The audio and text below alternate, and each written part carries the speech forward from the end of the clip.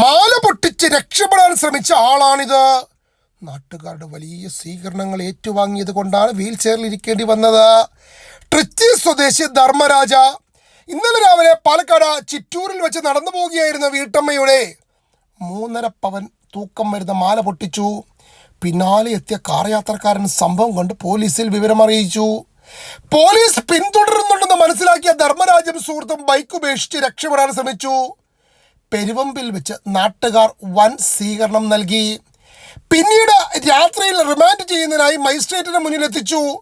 ഒപ്പിടാൻ കൈവിലം കഴിച്ചപ്പോൾ പോലീസുകാരെ തള്ളി മാറ്റി ഓടി രക്ഷപ്പെട്ടു. പോലീസും നാട്ടുകാരും ചേർന്ന് നടത്തിയ തെരച്ചിലിൽ മജിസ്ട്രേറ്റിന് വീടിന് സമീപമുള്ള ടെക്നിക്കൽ ഹൈസ്കൂളിലെ 2ാം നിലയിൽ നിന്നും കണ്ടെത്തി. രക്ഷപ്പെടാൻ വേണ്ടി താഴേക്ക് ചാടി.